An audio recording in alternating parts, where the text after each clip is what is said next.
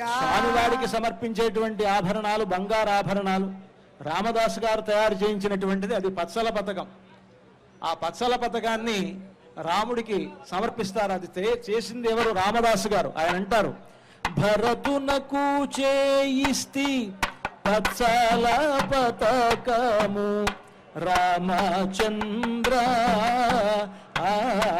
పతకమునకు పట్టే 10,000 వరహాలు రామచంద్ర. భరతుడికి ఆయన పచ్చల పతకం చేశారు.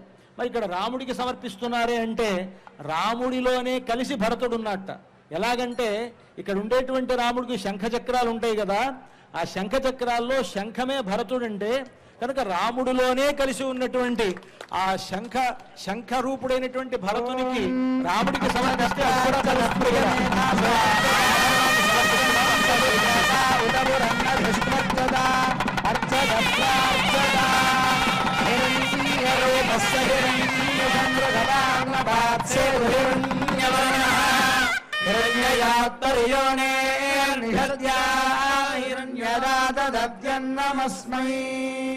తర్వాత సీతమ్మ వారికి చింతాకు పతకాన్ని సమర్పిస్తున్నారు. అర్చక స్వామి మీకు దర్శింపజేస్తున్నారు, సేవించండి.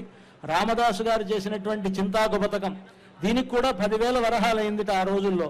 సీతమ్మకు చేయిస్తి చింతాకు పతకము రామచంద్ర పతకమునకు పట్టే 10,000 వరహాలు రామచంద్ర అంటూ రామదాసు గారు దానికి 10,000 వరహాలు అయిందన్నారు. సీతమ్మ వారికి ధరింపజేస్తున్నారు. అంతా కూడా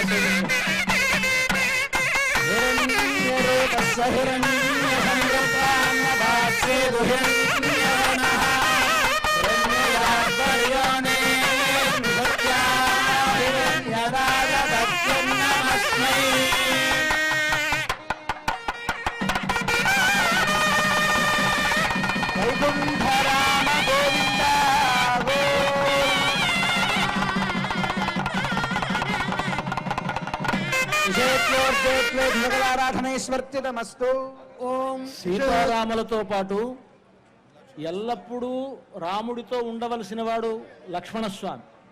సీతమ్మ వారిని విడిచి అయినా రాముడు ఉన్నాడేమో కానీ లక్ష్మణస్వామిని విడిచి ఒక క్షణం కూడా లేడు ఆయన. కనుక అలాంటి లక్ష్మణస్వామి కూడా ఇక్కడ ఏం చేస్తున్నాడు కనుక ఆయనకు కూడా ఒక ఆభరణాన్ని సమర్పిస్తారు. రామదాసు గారిని చెరలో ఉంచినప్పుడు రామలక్ష్మణులు ఇద్దరూ ఆ గోల్కొండ నవాబైనటువంటి తానిషా దగ్గరికి వెళ్ళి 6 లక్షల బంగారు నాణాలు ఇచ్చారట. ఆ నాణాల్లో ఒకవైపు పట్టాభిషేకం గుర్తు, ఇంకోవైపు హనుమంతుల వారి ప్రతిమ ఉంటుంది. అలా ఉండేటువంటి రామ మాడ అంటారు. దాన్ని ఒక గొలుసులో పొదిగి ఉన్నటువంటిది. దాన్ని మీకు అర్చక స్వాములు దర్శింపజేస్తున్నారు. రామ మాడ అది. దాన్ని లక్ష్మణస్వామికి ఈ కళ్యాణ సమయంలో అలంకరిస్తారు.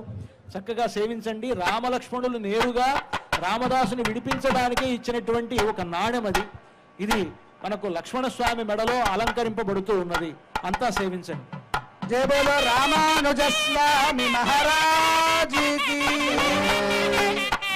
ఓం అర్చద ప్రార్చద ప్రియ మేధాజ అర్చద